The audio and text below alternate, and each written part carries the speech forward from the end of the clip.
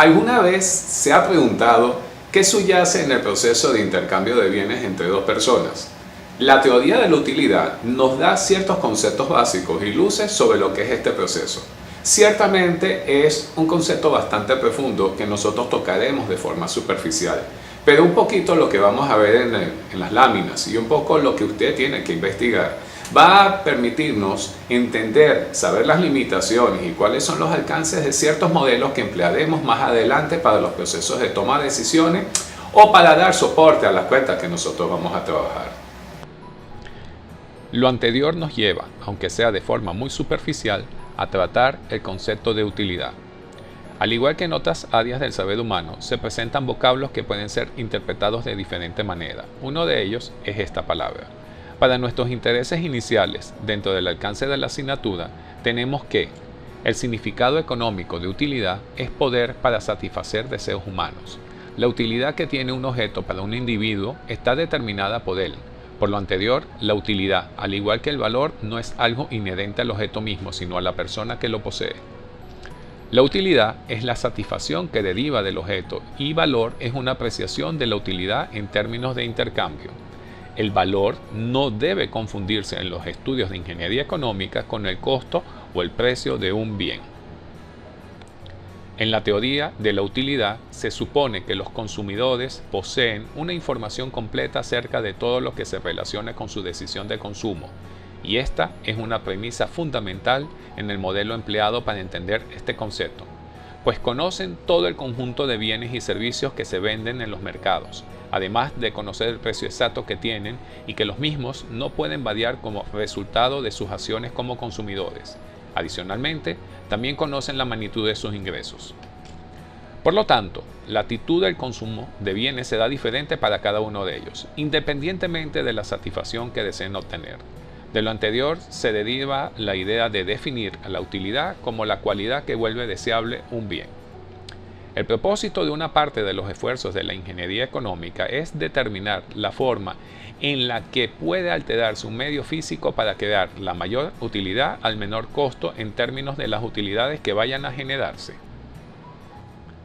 En lo que se refiere a la utilidad, lo interesante de este concepto y lo subjetivo de la valoración de bienes es lo que se presenta en un intercambio de los mismos. Este fenómeno se presenta cuando dos personas intercambian utilidades. Se hacen intercambios cuando se está convencido que conducirá a resultados mutuamente benéficos. Y esto es posible porque los objetos de intercambio no son valorados de la misma manera por las partes interesadas.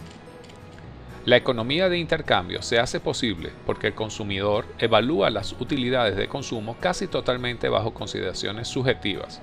Lo anterior sucede ya que los seres humanos tienen diferentes necesidades en virtud de su historia, su medio ambiente y sus expectativas, y que las mismas pueden ir cambiando a medida que pasa el tiempo. Piense que en el fondo las promociones lo que buscan es alterar las percepciones de utilidad que tenemos sobre un bien determinado. Ciertamente, este tema es bastante complejo, y en estos pocos minutos solo podemos mencionar los términos más notorios, que luego se complementarán con una investigación. Pero en una primera aproximación al entendimiento de la teoría de la utilidad y su impacto dentro de este curso, podemos plantear lo siguiente. Si partimos de la idealización de que cada cesta contiene dos productos, podemos expresar las cestas como combinaciones de estos productos. Esto expresa una idea simple. El consumidor podrá clasificar las cestas en grupos que representen para él un mismo nivel de satisfacción. Podemos visualizar en la gráfica un conjunto de curvas, cada una de las cuales representa las combinaciones de productos 1 y 2 que producen un determinado nivel de satisfacción. Así, U representa un nivel de satisfacción distinto al de W y al de Z. Estas curvas, llamadas de indiferencia, tienen dos características básicas. Las que se encuentran en la parte superior de la gráfica representan combinaciones preferidas a las de menor nivel, y las curvas de nivel no pueden interceptarse. Otro concepto que está muy ligado a la utilidad, tal como la hemos tratado, es la línea de presupuesto. Si consideramos que el ingreso del consumidor será equivalente a la cantidad de dinero que pueda gastar por unidad de tiempo, Denominándose la cantidad de dinero disponible y P1 y P2 los precios de los productos 1 y 2 de una canasta de bienes dada, que por simplificación estará compuesta de solo dos bienes. La combinación de compra de estos bienes vendrá dada por el precio del producto 1 por la cantidad que se adquiera del producto 1, sumado al precio del producto 2 multiplicado por la cantidad que se adquiera del producto 2. Esto se da igual a C y que es el dinero disponible. Esto define lo que se llama la línea del presupuesto, tal como se puede observar en la gráfica. Así que resumiendo, la línea de restricción presupuestal muestra todas las diferentes combinaciones de los bienes o artículos que un consumidor puede comprar dado un ingreso monetario y los precios de dichos artículos.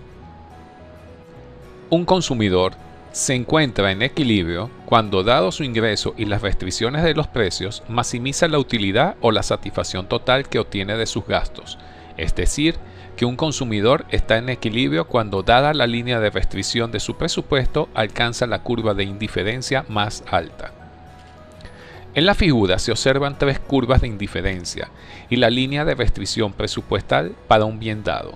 Lo ideal para el consumidor sería alcanzar la curva 3, pero al no poder hacerlo por las restricciones de su presupuesto, lo ideal es que realice su consumo en el punto B, que corresponde a la curva de indiferencia 2. También puede efectuar su consumo en los puntos A o C, pero no estaría maximizando su utilidad. Como veremos más adelante en la asignatura, estos conceptos serán útiles en la base para entender las tomas de decisiones de equivalencia del dinero en el tiempo. Por último, se debe hacer mención de los bienes de consumo y bienes de producción. Los economistas reconocen dos clases de bienes, de consumo y de producción. Los bienes de consumo son productos y servicios que satisfacen directamente necesidades y deseos humanos. Como ejemplo se pueden mencionar los televisores, calzados, libros, servicios de salud, entre muchos otros. Los bienes de producción también satisfacen deseos humanos, pero lo hacen de manera indirecta, como parte de un proceso de producción o de construcción. Estos bienes no son deseados por sí mismos, sino que son instrumentos en la producción de algo que los humanos están en capacidad de consumir.